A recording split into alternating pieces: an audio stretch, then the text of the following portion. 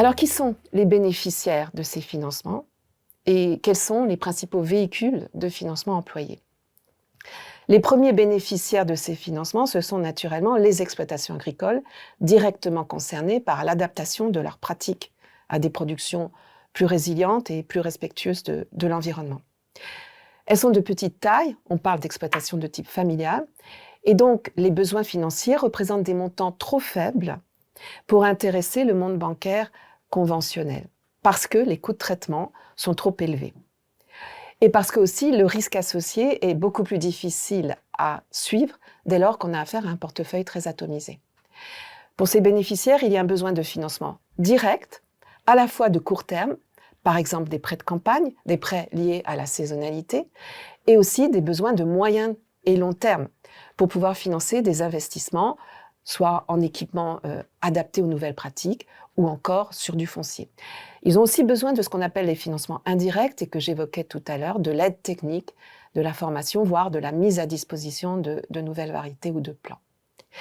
Ensuite, les IMF, qui sont des acteurs financiers, peuvent aussi bénéficier des financements de bailleurs de fonds privés parce qu'elles ont besoin également d'avoir une assise financière suffisante pour assurer leur mission, tout comme les organisations de producteurs et les coopératives agricoles, qui ont aussi besoin d'investir pour donner de l'impulsion au changement au niveau local et aussi, par exemple, pour intégrer un petit peu plus de valeur ajoutée en établissant des outils de première transformation.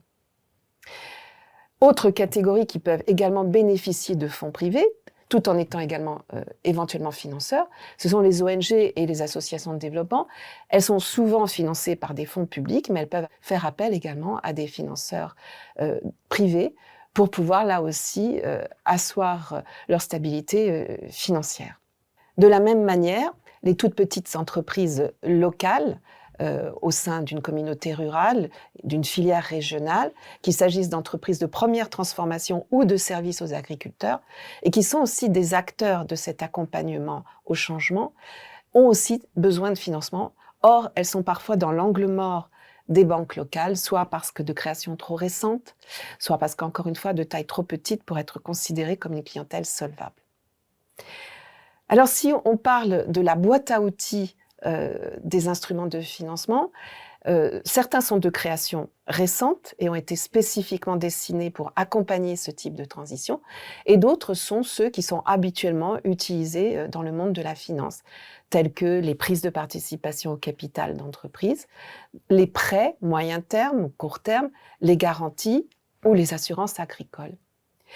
Dans les instruments de création plus récente, un mot pour parler des prêts durables, ce sont des prêts qui permettent à la structure emprunteuse, à l'entreprise, de bénéficier de taux d'intérêt à la baisse dès lors que certains critères de durabilité sont atteints. Et puis, des outils tels que les garanties, il faut le souligner, sont parfois nécessaires pour faciliter l'obtention de crédits bancaires. De la même manière que les assurances agricoles que j'évoquais tout à l'heure sont également un moyen de faciliter l'adhésion à de nouvelles pratiques agricoles. Alors, si l'on croise ces deux typologies, celle des acteurs du financement privé et la typologie des outils de financement, c'est important de dire que tous les acteurs n'ont pas à leur disposition la totalité de la boîte à outils. Une entreprise ne peut pas, en théorie, faire des crédits. Elle peut, par contre, prendre une participation au capital d'une TPE. Une banque va pouvoir faire des investissements de long et de moyen terme.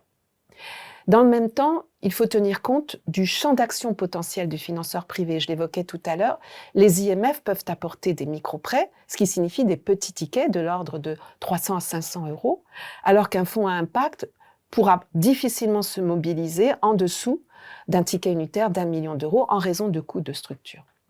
Donc on le voit, l'écosystème de la finance durable, il est vaste, il est multiforme et en théorie adapté à la palette des besoins de ce type de projet.